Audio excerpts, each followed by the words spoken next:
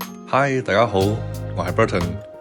8月底嘅時候去咗南韓濟州島度假。濟州島位於上海東邊1個鐘頭飛機嘅位置，係大陸周邊少數對大陸遊客免簽嘅旅遊勝地。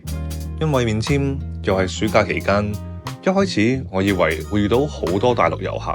後來因為自駕遊去嘅地方比較偏僻嘅關係，其實成個 trip 入邊都唔係見到好多中國人，反而見到比較多嘅係韓國境內嘅遊客。所以島上邊中文嘅流通性其實唔高，弊在佢哋連英文都唔好，我又唔識韓文，好多時候 order 杯 Starbucks 我都係要揾翻個翻譯 app 幫手。不過有趣嘅係，短短幾日先去得幾間餐廳，居然有2間餐廳嘅老闆同埋其中一個馬場入邊一位練馬師係中國人，聽口音感覺都係東北移民過嚟嘅，難得可以暢順交流，其實都幾開心。見到佢哋喺新嘅環境成家立業，戥佢哋開心。濟州島嘅公共交通其實唔係好發達，建議大家嚟旅遊嘅時候最好租車自駕遊。pick up 車嘅時候，我先發現雖然可以透過大陸主流嘅旅遊 app 喺度租車，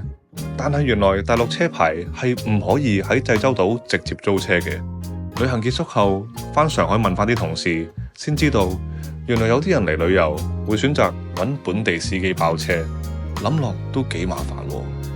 如果你得大陸車牌嘅話，我會建議你事先去 research 下大陸車牌換香港車牌嘅步驟，最好換完後再申請張國際駕駛執照，咁就確保出國自駕遊暢通無阻啦。濟州島整體作為一個旅遊勝地，我覺得 it is not bad but not too great either。如果你本身中意食韓國嘢嘅話，可以額外加翻些少分。島上我推薦2個地方，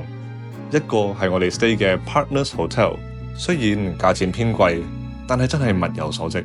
酒店室外室內泳池真係超級靚，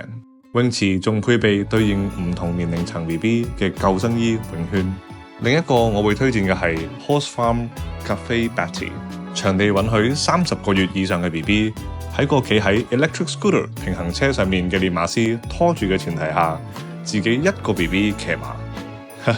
行得都幾快，練下膽都幾好。That's it for the week， 我哋下個禮拜再見。